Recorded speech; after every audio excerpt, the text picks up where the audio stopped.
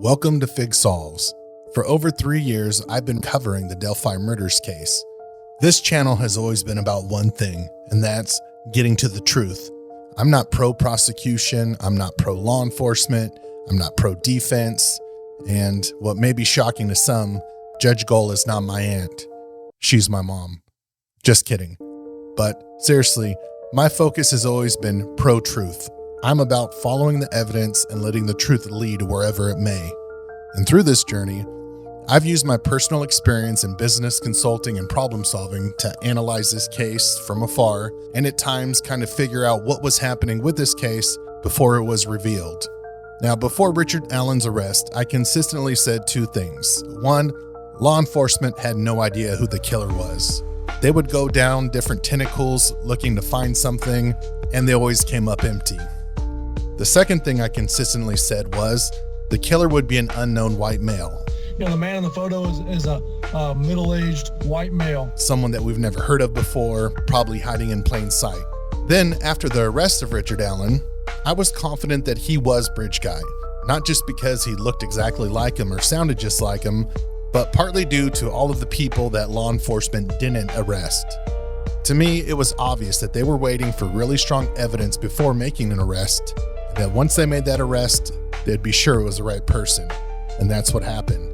Also, throughout my videos, I've always been critical of law enforcement's disorganization and mistakes that were made in this case. Honestly, this case should have been solved within the first week. However, they eventually got it right, without any reasonable doubt. And I say that with keeping an open mind, but the reality is 1 + 1 = 2. This seems obvious to most people, but others will claim that 1 + 1 = 11, that law enforcement or the government planted that plus sign, and there's corruption involved. And sadly, some will believe that. Now, yes, I've explored different possibilities when there weren't enough answers to go by, but when figuring something out, it's best to focus on probabilities, not possibilities. And that's why we've been able to get to the truth. 17 days of testimony, 64 witnesses, 387 exhibits, 7.5 years since the murder, 2 years since Richard Allen was arrested, 21 days since opening statements, and 4 days of deliberations that lasted approximately 19 to 20 hours. And now we have a verdict, guilty of all counts against Richard Allen. That's the very latest from here. We're going to send it back to you, Scott. Libby German and Abby Williams were killed on February 13th, 2017. Right before being abducted and killed, they took video of their killer, the only man who was at the Monon High Bridge at 2:13 p.m. that day. On February 13th, 2017, there was a man who parked in a discreet manner in an abandoned building near the Monon High trails at 1:27 p.m. This is verified by surveillance footage, which shows a dark car driving by with unique wheels and spokes traveling east towards the Monon High Bridge, arriving at the old abandoned CPS building. This man is dressed in dark clothing, wearing an excessive amount of warm clothes, multiple jackets. He's wearing a hoodie sweatshirt. On top of that, he has at least 1 or 2 dark jackets. He's wearing a cap on his head, and he's wearing some light blue jeans. He also has a face covering, a mask, to conceal his identity. He walks to the entrance of the trail system, and as he arrives, there are a group of 4 females who spot him entering the trails at sometime between 1:30 and 1:40. He walks by the girls with his hood up, making himself look taller than he truly is. His hands are in his pockets as he walks swiftly past these girls, making sure they don't get a good look at him. One says hi, but the strange man just grumbles and keeps moving towards the Monon High Bridge. The man makes it to the bridge. He walks out to the first platform of the bridge. He stands there, scoping out the area, looking north of the bridge, looking south of the bridge, looking for witnesses, surveying, scanning, planning. At about 1:50 p.m., a witness from over 100 feet away sees this man out on platform 1 on the bridge. After the weird man on the bridge was spotted, he takes off from platform 1. He leaves the bridge and continues to canvass the area for witnesses and then potential victims from a vantage point not far from the bridge. If any females walked across this bridge from the north side to the south side of it, he was going to be able to trap them and assault them. He was laying in wait. About 10 or 15 minutes later, Libby and Abby start to cross the bridge. Once this strange man sees this, he comes out from where he was hiding and discreetly observing the bridge, and he starts to quickly approach the girls from behind. He hops on the bridge from north to south. Libby German, who's now at the end of the bridge, waiting for her friend Abigail Williams to cross the bridge for the first time, pulls out her phone and records a strange man approaching them at 2:13 p.m. At this point, the man on the bridge guy, catches up to the girls at the end of the bridge, pulls out a gun and commands them to go down the hill, out of sight from any witnesses. This man abducted Libby and Abby. He had them undressed and ended up killing both of them. He covered their bodies with branches, and then he snuck through the woods to make sure that he wasn't seen by any people on the trail system. After avoiding detection, he wound up on a narrow 300 North Road, walking back to his car at the old CPS building. He was spotted at roughly 3:56 p.m. by a lady in her car named Sarah Karboff. She noticed that this man was in dark clothing, the same as Bridge Guy, and he had mud all over his clothes, and there was also blood. So who was this mystery man who was at the bridge at 2:13? If we know who the Bridge Guy was, then we know who killed the girls. Since releasing these pictures, investigators have been inundated with tips. At the state police post this morning, 4 people walked in and said, gave us names of people they think that person might be. State police believe he is the only person they haven't identified who was in the area Monday afternoon when the girls disappeared. We want to know what he saw, what he might have seen on the trail. Did he see somebody else and maybe some of the others? When investigators are narrowing down suspects, they evaluate 3 critical factors. Usually it's motive, means, and opportunity. In the Delphi case, the motive was clearly sexual, as one of the victims was found nude. The means, well, an able-bodied male who owned a gun to control their victims and also probably owned a knife to commit the murders. But the most important of these 3 is opportunity. Who had the chance to commit the murders at the exact time and place they occurred? In this case, whoever was on the Monon High Bridge on February 13th, 2017 at 2:13 p.m. when the Bridge Guy video was filmed from Libby German's phone, and we could confirm that with metadata, whoever that person is Bridge Guy. And Bridge Guy is the person who abducted and killed Libby and Abby. So let's go through a timeline, and once we do, we'll see that everything points to one man being on the bridge at 2:13 p.m., and that one man is Richard Allen. Let's talk about the 4 juvenile witnesses who were there on the trails that day. These girls included Rayleigh Voorhees, Bree Wilbur, and Anna Spath, along with Rayleigh's younger sister.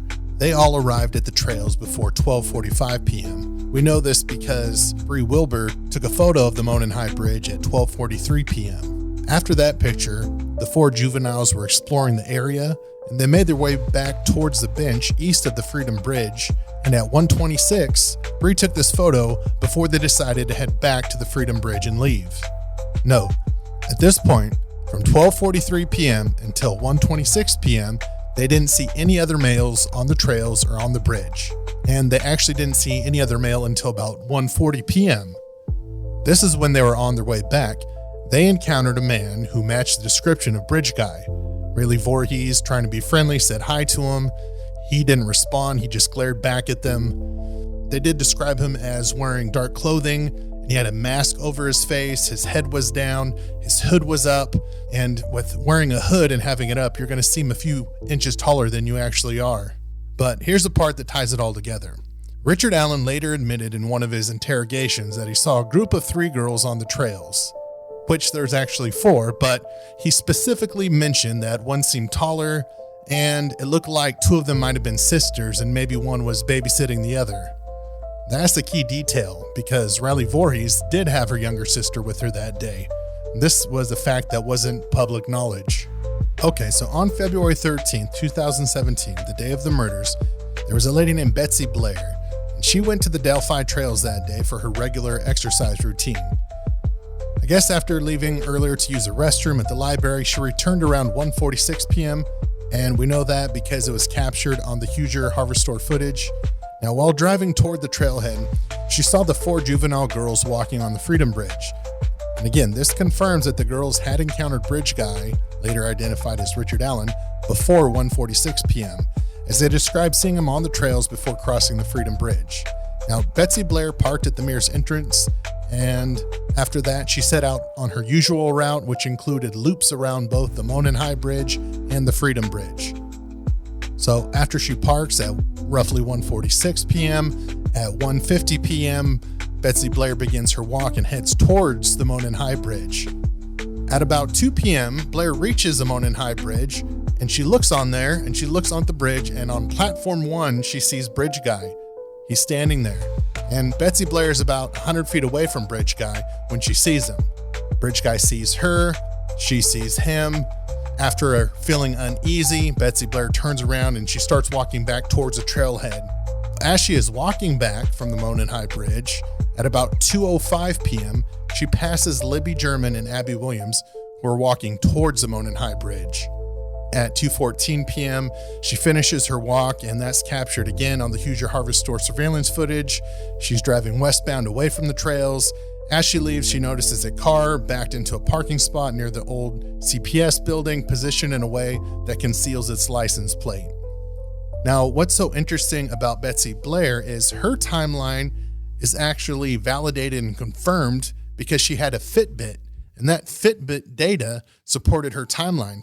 So Blair's observations and timeline contribute crucial details, placing both her and the man she identified as Bridge Guy at the scene near the time of the murders. Her testimony also aligns with other witness accounts and the timeline established by Libby's phone recordings. Okay, for Libby and Abby and their timeline, Kelsey German, Libby's sister, dropped Libby and Abby off at the Mears entrance of the trails around 1:49 p.m. on February 13, 2017. At 2:05, they passed Betsy Blair on their way to the Monon High Bridge, and they were last seen on the bridge at 2:13 p.m. in a video Libby captured on her phone. Now, let's cover Rick Allen's timeline. During an interview that he gave Dan Doolin on February 18, 2017, Richard Allen stated that he was on the trail between 1:30 p.m. and 3:30 p.m. He parked at the old Farm Bureau building, which is actually the CPS building, and he walked to the new Freedom Bridge. While at the Freedom Bridge, he saw 3 females. Even though there was 4, he's just saying that he saw 3 of them. He noted that one was taller and had brown or black hair. He did not remember a description, nor did he speak with them. He walked from the Freedom Bridge to the Monon High Bridge. He claims he did not see anybody there, although he did state that he was watching a stock ticker on his phone as he walked. So he was downplaying it, seeming like he didn't see anyone. That's why I said, I saw 3 girls, but he really saw 4. Like, I wasn't paying attention, because he wanted to make it seem like he didn't see Libby or Abby when he did. So he says he was walking, he was on his phone, which we later find out is not true. He didn't have his phone with him. Dave McCain. This is a man who was in his 70s, who was dressed in a flannel shirt that day, and he had a camera around his neck. He stated that he was on the trails and bridge that day for about an hour. He didn't know exactly when he arrived, but it was sometime between 2 p.m. and 3 p.m., and he said he left the trail area around 4 p.m., so doing the math and based on what Attorney Luttrell stated in court, we could assume that Dave McCain got there about 2:30 p.m. And they were able to determine this based on other witness accounts, and also for the fact that they have a SIM card from his camera. They know exactly where he was at what time based on all of the photos that he took. Next, we have Derek German. That's Libby's father. He arrived about 3:15 to the trails. He ran into Dave McCain. Sarah Carbaugh. She was driving east on 300 North on February 13th, 2017, when she encountered a man walking west along the north side of the road, away from the Monon High Bridge trail area. This sighting occurred at approximately 3:57 p.m., according to surveillance footage and her account. Carbaugh described the man as wearing a blue jacket and blue jeans and noted that his clothes appeared muddy. So much mud was caked on him that it looked like his jacket was brown, but she described him as being muddy and bloody. Carbaugh's observation aligns with the timeline of events and further supports the identification of the man leaving the trail system near the time of the murders, walking back to the CPS building. This sighting is significant because it places a man matching the description of Bridge Guy near the trail system shortly after the murders, adding another layer of evidence to the case against Richard Allen. Okay, so why is all this important? Because to identify who Bridge Guy is, all we need to do is know who the man was on the bridge at 2:13 p.m. As you can see in this graphic, Libby and Abby were on the bridge at 2:13, and the only other person who was there at that time is Richard Allen. And therefore, Richard Allen is Bridge Guy. So what in the hell took law enforcement so long to identify Rick Allen? On February 15th, 2017, the image of Bridge Guy was blasted on TV, and law enforcement asked whoever was on the trail that day to come forward with any information and to notify law enforcement that they were there on the trail that day. Rick Allen seeing this on February 16th, 2017, 3 days after the murders, it was noted that a person listed as Richard Allen Whiteman self-reported being on the trails the day of the murders. So he called in that tip. Then on February 18th, 2017, 2 days later, fresh off of vacation, DNR officer Dan Doolin met with Rick Allen at a Save-A-Lot store after Rick refused to meet at his house or at the police station. Rick told DNR investigator Dan Doolin that he was in the area of the Monon High Bridge between 1 p.m. and 3 p.m. on the day the girls disappeared, but over the course of that conversation, Allen changed his timeline to 1:30 p.m. to 3:30 p.m. So what the hell took so long? This tip sheet was lost for 5 years. The tip sheet was apparently stuck into a file folder with the name Richard Allen Whiteman on it. Also, the tip sheet said cleared on it. So someone cleared this tip. I want to know who, because why the hell did you clear it? But the fact that it was labeled cleared is probably why it got put into a different section or a cabinet, because I doubt that cleared tips go through the same triage that non-cleared tips go through. Now, this tip was found on September 21st, 2022. That's right, over 5 years later. Kathy Shank, who some call the Shankinator, is a volunteer who helped organize the tips related to the Delphi murders case, and she came across this file folder that was not with the others while she was managing them. But when Shank found this tip sheet, she immediately notified Tony Liggett, who was the lead investigator on the case, and he's currently the Carroll County Sheriff. When Dan Doolin was testifying as a witness in court, he told the court he didn't think much of the interview until investigators contacted him in 2022 after Shank found his 2017 report. Now, once Doolin was asked about Richard Allen, he wanted to see if there's any additional information about him.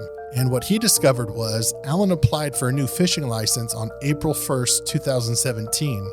And what's so strange about this is he reported a new height and weight. So he wanted to change his height from 5'4" to 5'6". And he also listed a different weight. This is strange because adults in their 40s don't grow from 5'4" to 5'6". They don't grow 2 inches. And what's also important is April 1st, 2017, when he made this change, this was before the sketch was released that had the estimated height of the perpetrator, of Bridge Guy. He was changing his height before it came out that Bridge Guy was somewhere between 5'6" to 5'10". I bet once that came out, he was like, shit, I shouldn't have changed my height from 5'4" to 5'6". That was definitely suspicious behavior by Rick Allen to change his height shortly after the murders. All right, here's some other reasons why it took so long to find and arrest Richard Allen. And I see this question a lot. How come no one identified Rick Allen as Bridge Guy? I hear this about how come no one at court identified Rick Allen? Like, why didn't they look at Rick Allen and say, that's the person who I saw at the bridge? The reason is because Bridge Guy was wearing a hoodie, a head covering, a face covering. He was walking with his head down. Rick Allen wore extra jackets so you couldn't tell how much he weighed, how big he was. He was in a disguise. So why he wasn't recognized or identified is because he was in a disguise. He was trying not to be seen. They couldn't identify him. But all those witnesses had to do is identify that they saw a Bridge Guy at a certain time at a certain location. And they all said the person that they saw was Bridge Guy. Another reason why it took so long is Rick Allen lied to his wife. Rick only told his wife that he was at the trails that day. He never told her that he was actually on the bridge that day. She didn't learn about this until an interrogation that took place in October of 2022. Indiana State Police Lieutenant Jerry Holman, and he is the lead on this investigation, oversees it, as you said. And he supervised the search warrant execution on Richard Allen's home in October of 2022. And Holman testified he told Richard Allen when he went there, look, if police damage anything in your house during the search warrant, you can fill out this form and we'll come repair it. And Holman told the jury that Richard Allen said, it doesn't matter, it's over. Holman then said that he and Richard Allen sat in Holman's car. Holman described Richard Allen as being very quiet, that he got out a few times to smoke a cigarette, and asked Holman at that point if police had detained his wife. And Holman told the jury that he told Richard Allen no and offered to drive him to his wife's work. Holman said that Allen replied again for the second time, it doesn't matter, it's over. Now let's take a listen to some of the things that they took out of Allen's home when they served that search warrant. We learned today that they took more than 25 guns and knives, a blue Carhartt jacket, cell phones and pagers, a Sig Sauer gun from Allen's nightstand. They also opened up a wooden box, a memory box, they said, and in it they said there was a card from Richard Allen's mother, some other kind of mementos, but also in it a bullet that was the same kind of bullet recovered at the scene. They also took from Allen's home a photo album showing different pictures of Allen through the years, but also a picture of the Monon High Bridge from 2005. So Richard Allen's defense team wanted to claim that his confessions were made because he was under psychosis during the time of the confessions. But let's take a look at the timeline of his confessions. On October 13th, 2022, this is when Rick Allen's house was searched. Indiana State Police Lieutenant Jerry Holman supervised the execution of a search warrant at Allen's home. When Holman reassured Allen that the state would cover any repairs for damages during the search, Allen replied with, "Why bother? It's all over." November 11th, 2022, after Rick Allen was arrested, Allen tells his wife Kathy on a phone call that he would tell detectives whatever they wanted to know or hear if it helps her. November 14th, 2022, Allen expresses guilt and sorrow, apologizing to Kathy, saying, I'm sorry. I know what you told me." On this call, Allen seems distressed, hinting at wanting to confess. Kathy encourages him to get help, and Allen speaks about possibly seeing her in the next life. Now, March 5th, 2022, Allen wrote a request for an interview with the warden of the prison that included him stating he wanted to confess to killing Abby and Libby. Allen simply states he is ready to officially confess for killing Abby and Libby. This was March 5th, 2023. This was before there was any signs of psychosis. March 21st, 2023, Allen accepts Jesus Christ as a savior, reflecting a change in his behavior and outlook. March 24th, 2023, the prosecution provided Rick's defensive team with news on the direction of the case. On April 3rd, 2023, Allen confesses to Kathy Allen, his wife, saying, "I did it. I killed Abby and Libby." Kathy tries to convince him that he didn't do it, attributing his confession to mental issues and medication adjustment. Here's a note.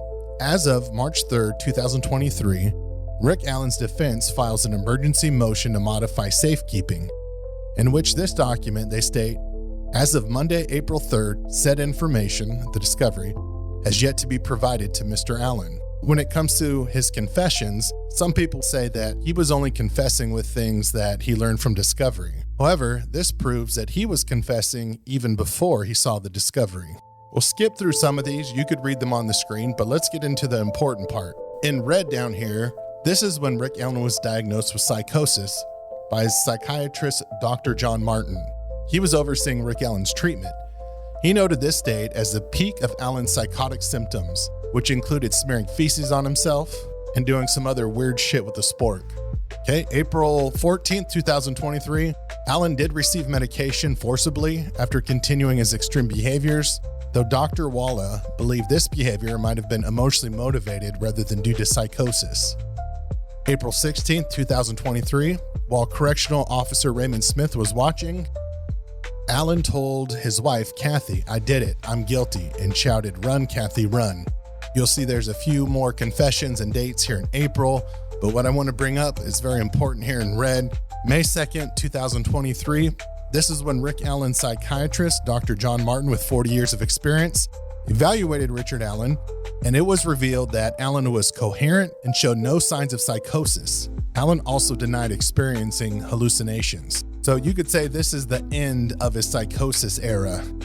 Then, on the very next day, according to reports, May 3rd, 2023, when Rick Allen is coherent, there's a confession reported by Dr. Monica Walla, in which Allen describes the events of February 13th, 2017. Allen claims he drank 3 beers, went to the trails, saw the girls, and directed them down the hill. He states he intended to harm them, but was startled by a van. According to Allen, he then killed the girls and covered their bodies before leaving. Walla noted he appeared relieved and did not display psychotic symptoms during this confession. So again, this is proving that Rick Allen was confessing outside of the time frame of him being in psychosis. This was after psychosis. Later on May 3rd, Dr. Walla noted further confessions from Allen. He stated, "I killed Libby and Abby," and expressed other violent thoughts. Allen's statement showed suicidal ideation and self-blame, but Walla reported that Allen was not in a psychotic state. May 3rd, 2023, it was a second call with Kathy. He asked her, "Do you still love me?" She affirmed she does. "I didn't do everything I said, but I did kill Abby and Libby." Walla observed that Allen was calm and not psychotic during this exchange. All right, and these final dates here are more confessions that occurred after he was in psychosis. And during some of these incidents in May, this is when Rick Allen was acting like he was crazy instead of actually being crazy. But let's highlight June 20th, 2023, Rick Allen's confession to Dr. Martin. During this session, Allen told Dr. Martin, "I would like to apologize to the families of the victims." Dr. Martin noted that Allen was coherent and not experiencing psychosis at the time of this statement. September 2nd, 2023, Allen shared more confessions with Dr. Walla, expressing fear of not going to heaven and a desire to say goodbye to his family. Although Allen appeared distressed, Walla did not consider him psychotic. And finally, just to show that it wasn't Westville guards that made him do these confessions, because February 4th, 2024, Rick Allen wasn't even at Westville. Jason Bedwell, a correctional officer at Wabash Valley Correctional Facility, testified that Allen confessed to the murders again, saying, "I'm sorry for what I did, sorry for killing them," while lying down and talking to himself. So, as you can see, Rick Allen was confessing before and after his time of psychosis. All right, the case against Richard Allen. Here's all the things that prove he is guilty. First, Richard Allen is bridge guy, and the timeline proves it. He was the only man on the trails or bridge from 1:45 p.m. until at least 2:13 p.m. So Richard Allen was at the trails the exact same time the murders occurred. His own words support this. He admitted to law enforcement that he was on the trails that day, wearing the same clothes that matched bridge guy's clothes. These clothes were captured in Libby German's phone at 2:13 p.m. And Allen confirmed being on the Monon High Bridge. Another thing that goes against Rick Allen is the video evidence. Now, Indiana State Police Master Trooper Harshman, he's a seasoned investigator, testified that after listening to hundreds of hours of recorded phone calls from Richard Allen, he became familiar with his voice. And he was confident that the voice captured in the bridge guy video was Rick Allen's voice. Harshman stated he had no doubt in his mind about the match. Also, every person that I've talked to who was in court that heard the bridge guy video and heard Rick Allen's voice said it was a match. Other video evidence that's damning for Rick Allen is the Hoosier Harvest Store surveillance video. It provides compelling evidence against Rick Allen. At 1:27 p.m., the video captured a dark-colored car matching the description of Allen's 2016 Ford Focus. It was heading east towards the old CPS building near the Monon High Bridge. This car stood out because of its unique rims, which investigators identified as consistent with Allen's vehicle. Notably, Allen's car was the only 2016 Ford Focus of its type registered in the entire county, making it highly unlikely the vehicle belonged to anyone else.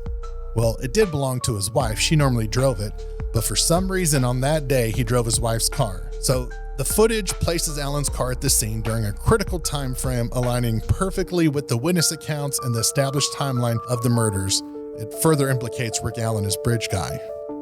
Another thing that works against Rick Allen is his constant lying about his alibi. Allen's timeline and alibi changed multiple times. It started at 1 p.m. to 3 p.m., then it went from 1:30 p.m. to 3:30 p.m., and then years later when he had time to think about how to try and get out of this crime, I guess it changed to 12 noon until 1:30 p.m. I mean, why keep changing your timeline if you're innocent? It doesn't make any sense. Another thing Rick lied about was being on his cell phone. When Rick spoke to Dan Doolin in February 2017, he told him he was on his phone on a stock ticker, but that wasn't true. And what about that phone? Well, during the search of his house, he had about 16 cell phones, and there was only one that seemed to be missing. That was the phone that he had from 2017, when the girls were murdered, the one that Dan Doolin wrote down the IMEI number for. That was the only phone missing, so why was that phone missing? That's suspicious. What else makes Rick Allen look guilty? Well, he is guilty, but it's his confessions. Allen confessed to killing Abby and Libby more than 60 times to various people, including his mom, his wife, prison guards, medical staff, mental health professionals, I guess even fellow inmates. And he provided damning details that only the killer would know. And it's important to note that Allen confessed both before and after his brief period of psychotic symptoms. And the details he provided in these confessions consistently aligned with the known facts of the case. His confessions included specific descriptions of the crime scene, the weapon he used. He said he used a box cutter, and the actions that he took. So he was familiar with this crime in ways that only the killer would know. So let's talk about the box cutter and things that only the killer would know. In his confessions on April 29th, 2023, Richard Allen admitted to using a box cutter to kill Libby German and Abigail Williams, stating he discarded it in a CVS dumpster afterwards. Forensic pathologist Dr. Ronald Kaur, who performed the autopsies, initially believed a serrated blade could have been the cause of the wounds, which box cutters do have serrated blades. But Dr. Kaur later reconsidered, suggesting a standard box cutter might have been the weapon used. And also, in one of his confessions, Rick Allen claimed that he did not sexually assault the girls. Remarkably, this statement aligns with forensic evidence, despite the nature of the crime suggesting a sexually motivated attack, with one of the girls reportedly found nude. No evidence of sexual assault was found, which supports Allen's claim. Now, I do want to point out that these girls were assaulted and there was a sexual component to this case. Something else the killer would know: Brad Weber's van. Rick Allen said he was interrupted by a van while assaulting Libby and Abby. Weber testified he clocked out of work at 2:02 p.m. on February 13th, 2017. And a drive will take him between 20 and 25 minutes to get home, so he drove by the crime scene on the access road at about 2:25 to 2:27, somewhere in that range. Now, this detail is unknown to the public, and what's significant about it is it matched the timing of Libby's phone, her health data, which recorded movement until approximately 2:32 p.m. That corroborates Allen's statement. This proves Rick Allen's confession lines up with things only the killer would know. How would you know that a van was driving by this private drive the exact time that it was driving by unless you were there at the crime scene? You wouldn't. What else makes Rick Allen look guilty? Well, there's ballistic evidence. A .40 caliber cartridge was found at the crime scene the day after the murders, and it conclusively matched Allen's Sig Sauer handgun through multiple independent tests. And Allen stated that he never loaned his gun to anyone and had no explanation for how a bullet matched to his gun ended up at the crime scene of one of Indiana's most infamous murder cases. Also, some of his Google searches, they're pretty suspicious. Law enforcement was able to obtain a Gmail account of Rick Allen's that he seemingly created in 2020. That's as far back as they could go. They were able to see what type of Google searches he did with this particular Gmail account. Unfortunately, he likely got rid of any computers, and I guess he got rid of his phone too, that he owned in 2017. So law enforcement was only able to get limited search history from Rick Allen. But here are some of the searches they found that went on between May 2020 all the way up until he was arrested in October of 2020. So in May 2020, he searched for the Delphi murders and news stories about Delphi murders and rifle ranges and applied ballistics. April 2022, he searched for the most disturbing movie ever. He also asked Google, what is the darkest stuff on Netflix? And then, should I die now? August 2022, he searched Delphi murder updates and then also Texas elementary school shooting. then disturbing and terrifying things on Netflix, and more searches for Delphi murders in Delphi. October 2022, Rick Allen searches up best kidnapping and hostage movies ever made. He searched man held against his will, looking for a video of this. He also searched up man held hostage by teen and killing of a sacred deer. So the killing of a sacred deer and best kidnapping and hostage movies, well, it becomes clear when you consider the nature of the Delphi murders and Allen's obsessions with disturbing themes. Because, okay, so killing of a sacred deer, it's a psychological thriller about revenge, violence, and deeply unsettling moral consequences. Themes that might resonate with someone who had committed or was planning a violent crime. Like searching for best kidnapping and hostage movies around the same time aligns disturbingly with the Delphi case, where the girls were forcibly led away down a hill in a way that could be seen as a twisted parallel to a kidnapping scenario. And these searches weren't isolated incidents, they were part of a longer pattern of disturbing internet activity spanning years. This pattern suggests a fixation on morbid and violent subjects that mirror the horrific crimes he's accused or actually been convicted of committing. Allen's searches collectively depict someone with a disturbing curiosity that aligns suspiciously well with the nature of the Delphi murders. Also, it's a little bit strange, Rick's obsession with knives. When investigators searched Rick Allen's house, they reportedly found a significant collection of knives, including an assortment of knives or box cutters, many of which were stored in his bedroom. A bunch of knives in your bedroom seems a little bit weird. While having one or two utility knives, that might be common, but having an extensive assortment, particularly in your bedroom, raises questions about his intentions and interest, especially given his other searches and confessed actions. This collection of knives, combined with other evidence, paints a picture of a man fixated on the tools and scenarios involved in the very crime he was convicted for committing. At it when Allen was shown a photograph of Bridge Guy and told his clothes he wore that day looked the same way the killer was dressed. Allen says, quote, "If that's taken with the girl's phone, that's not me. If that's taken with the girl's phone, that's not me." Let's hear from his own words what happened that day. Allen said he was at his parents' house in the morning of the crime. That's in Mexico, Indiana, about 45 minutes away from Delphi. Rick stayed at his parents' house until lunchtime, but instead of having lunch with his parents, he left instead. He went to the store to buy a 6-pack of beer, and he drank 3 of those beers. He then drove over 45 minutes to his house to pick up some items to bundle up. He got a jacket and likely a gun and knife, and he probably dropped off his phone. From his house, he then headed to the trails, to the bridge area. He parked on the side of a building, which was the CPS building. From there, he walked to the trails. He spotted the girls, Libby and Abby. He then followed them to the bridge. He pulled out a gun and told them to go down the hill because he planned on sexually assaulting them. During that attempted sexual assault, there was a van that drove by and it startled him. It interrupted Rick Allen from the assault. Rick then had the girls cross the creek to get out of sight. After they crossed the creek, Rick Allen cut the girls' necks and made sure they were dead so they didn't have to suffer. He then covered their bodies with branches. Then he stayed off the trails to avoid being seen. Allen then returned to his car at the CPS building, and he had lived normally ever since. So that's me putting together a timeline from his various confessions. Now let's debunk some of the defense's major points of contention. The defense argues Allen only confessed during psychotic episodes, but between Dr. Martin and Dr. Walla in this timeline that I created, you could see that Allen confessed both before and after these episodes, indicating his statements were not solely the result of psychosis.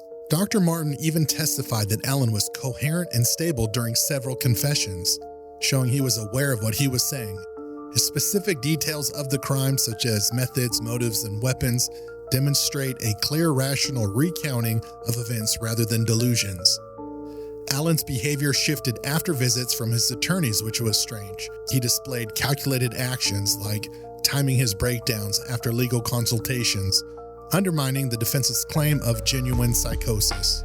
The next thing the defense claims is the bullet evidence is flimsy. The bullet found at the crime scene was conclusively matched to Allen's Sig Sauer handgun by multiple independent forensic experts. Toolmark analysis, while complex, has been upheld in court when conducted by qualified examiners, many of times. The defense's expert did not physically examine Allen's gun or the cartridge. They only reviewed photographs of the gun and the cartridge, and that is inadequate for challenging the ballistics match. Allen failed to explain how a bullet from his gun ended up at the crime scene. His only response was that he never loaned his gun to anyone, leaving no reasonable alternative to explain the bullet's presence.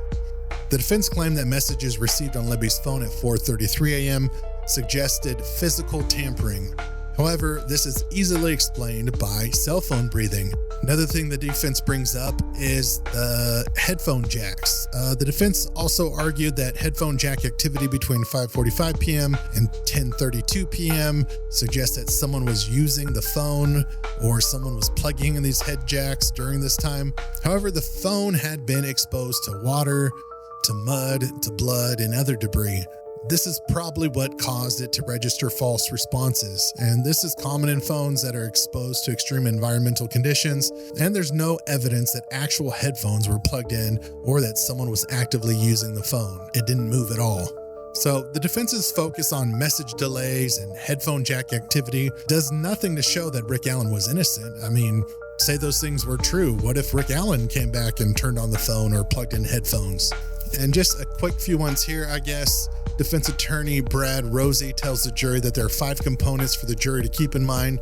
1, nobody identified Allen as Bridge Guy. And we covered this, but again, Bridge Guy was wearing a mask, a hoodie, multiple jackets. He was in disguise. And when confronted with the image from Libby German's phone, Allen gave a suspiciously defensive response, saying that if the photo came from the girl's phone, then it couldn't be me.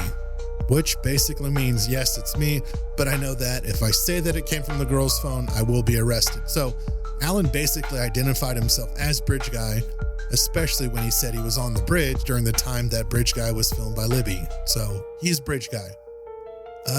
The second of 5 components from Rosie, he says no digital data connects Allen to the crime. Well, Rick Allen left his phone at home that day, so that's why there's no connection. And this is suspicious that he left his phone at home, because if he was just going for a short walk, why not take your phone with you? And we know he didn't bring his phone because during geofencing data, his phone didn't show up. So why would he leave his phone at home? And why would he lie and say that he was on the stock ticker that he had his phone when he really didn't have his phone? And again, it's just weird that Allen later disposed of his 2017 phone despite keeping other phones. So why did he keep so many old devices but decided to discard the one that he had during the time of the murders? Brad Rosie's third component is no clothing connects Allen. So given the media coverage and release of the Bridge Guy photo shortly after the murders, it's highly probable that Allen destroyed or disposed of all the clothing that he wore that day to avoid detection. So yep, there's no clothing that connects to Allen, even though he had his, the Bridge Guy starter kit. But to me, he got rid of all that stuff. Number 4, Rosie says there's no DNA that connects Allen. And, solving murders based on DNA is actually less common than people think, especially in outdoor crimes where there's weather and environmental factors. Those things rapidly degrade and eliminate DNA traces. So outdoor samples, especially those mixed with soil, face challenges during DNA amplification due to inhibitors like humic acid, which reduce profiling success rates. There's a study by Kumar in 2022. I'll cite that. So in this case, the scene was in the open woods, and Allen discarded some of the girl's clothing into the creek, which will contaminate potential evidence. So the lack of DNA is not unusual in a case like this, and it does not disprove Allen's involvement. There wasn't DNA from anyone, any of the defense's suspects or POIs they brought up in various filings. None of those people had DNA at the crime scene. The final component is no trace materials connects Allen. A unique 40 caliber unspent cartridge found near the bodies was conclusively matched to Allen's Sig Sauer pistol. Forensic experts verified that the tool marks on this cartridge matched Allen's gun. An improbable coincidence if he had no involvement. All right, let's explain reasonable versus unreasonable doubt. Reasonable doubt is the standard of proof required in criminal trials to convict a defendant. It means that the evidence presented must be so convincing and compelling that a reasonable person using their common sense and logic would have no reason to doubt the defendant's guilt. It doesn't require absolute certainty, but does demand that the prosecution eliminates any plausible, logical explanation of innocence. Relating to the Delphi case, if there wasn't any evidence linking Allen to the crime scene, that would be reasonable doubt. But the fact that Rick admitted to being there, that he saw witnesses who saw him, that his car was captured on surveillance, that he confessed to the crimes, and that he knew things only the killer would know, that links him to the crime scene. To say he wasn't there would be unreasonable. Another example of reasonable doubt, if credible evidence pointed to another suspect, it could create reasonable doubt. For instance, if the gun cartridge matched someone else's gun, who was also seen by witnesses during the time of the murders, who was dressed like Bridge Guy, and Rick Allen had an alibi while this person did not, that would warrant reasonable doubt. But no such evidence or alternate suspect exists. Unreasonable doubt refers to doubts or alternative theories that are far-fetched, speculative, or not grounded in the evidence. It often involves grasping at improbable scenarios to justify doubt, even when the overwhelming evidence points to guilt. Here's some examples. 1. Suggesting someone coincidentally matched Allen in every way. The defense could argue that someone else with the same height, build, clothing, voice, gun, and location committed the murders. But this is highly improbable and unsupported by evidence, making it an unreasonable doubt. 2. The Odinist theory. Suggesting a ritualistic killing by a group of Odinists without any physical evidence, any witnesses, or any video to support the claim is speculative and constitutes unreasonable doubt. 3. Claims a cartridge was planted. Alleging that the unspent .40 caliber cartridge was planted by police, despite it being conclusively linked to Allen's gun, lacks evidence and does not account for why police would single him out. This is unreasonable doubt. 4. Blaming Allen's confessions on psychosis alone. Now, while Allen's mental health issues could have influenced his behavior, he confessed over 60 times, often while lucid, and revealed details only the killer could know.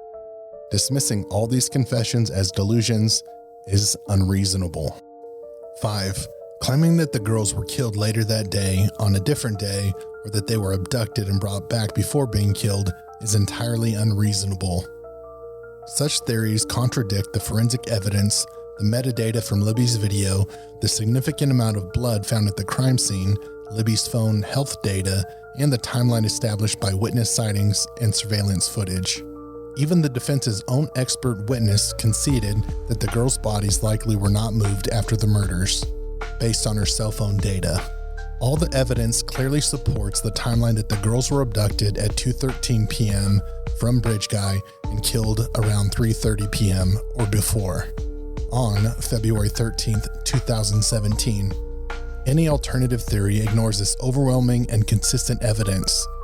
So if you still believe there is any reasonable doubt about Rick Allen's guilt, then simply you are not using logic. Unfortunately, the Delphi murders trial was not televised. One of the most frustrating aspects of this case has been the amount of biased media coverage.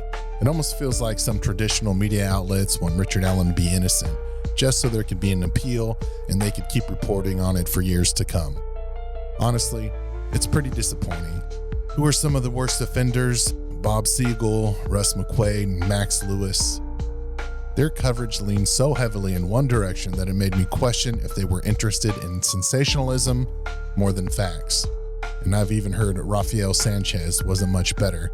Apparently he had his own share of attitude and how he approached things. Was kind of a dick too. But luckily we had some clarity thanks to the pool notes, which every day I would read these notes, which were shared by people who attended the trial and were kind enough to document what really happened. A huge shout out to Aspen Connor, Turbo, Tom Webster, Frosty, and Susan Hendricks. Your dedication gave us essentially handwritten transcripts. These notes showed what was actually happening in the courtroom. I can't overstate how much I appreciate the honesty and effort of these individuals. It's a shame that some major news networks couldn't offer the same level of integrity. Interestingly, my work on this case even caught the attention of Richard Allen's defense attorneys, who brought me up during a pre-trial hearing. They tried to suggest that the prosecutor, Nick McClellan, or the judge was leaking information to me. It was a baseless claim that wasted everyone's time and taxpayer money. The so-called evidence they presented was hearsay and wasn't even admitted at the hearing. Now, I didn't ask to be dragged into this case, but I did stand my ground, and I wrote a letter to defend myself against these ridiculous accusations. Allen's attorneys have filed notice. They plan to introduce evidence Monday that prosecutors had been in contact with online true crime podcasters and YouTube creators. One of them who runs the YouTube page Fig.Solves, which has spent extensive time covering the Delphi case. I've gone from learning about the Delphi murders while listening to a podcast called True Crime Garage to creating YouTube videos to spread awareness about the case and to encourage people to tip in relevant information to law enforcement, hoping that a little nudge would make someone who knew something say something. The defense team points to an October 22nd, 2022 video from the page that talks about a bullet found at the crime scene and linked to Allen when that information was still under seal and a week before it was unsealed. Allen's attorneys also plan to present evidence of communications about the disqualification of defense counsel, giving prosecutors defense work product and court staff revelations. In a letter to the court obtained by I-Team 8 Tuesday, defends his work, saying he did contact prosecutors when he received unsolicited Delphi evidence. He goes on to write, "I must unequivocally state that I was not involved in any strategy to disseminate crime scene photos." He goes on to claim his online interactions have been misrepresented by individuals who have targeted me due to my support for the Indiana prosecutor, law enforcement, and the Honorable Judge Gold. In hindsight, I suppose I should take it as a compliment. The defense clearly saw me as a voice of reason and common sense, someone who could easily debunk their far-fetched claims because they weren't rooted in truth. While I was getting frustrated that they were trying to silence me, it only reinforced my commitment to integrity and finding the truth. And let's be real, thinking 1 + 1 = 11 isn't having an open mind, it's just being wrong. And knowing that 1 + 1 = 2 isn't being closed-minded, it just means you know how to add correctly. The truth is the truth. Whether you like it or not, accept it and move on. That's the best advice I could give. This channel has always been about seeking truth and justice for the families of Libby German and Abby Williams. And that day has finally come. And with it, I bring this chapter to a close. This will be my final YouTube video. And I just want to thank you for being a part of this journey. I hope you have enjoyed it.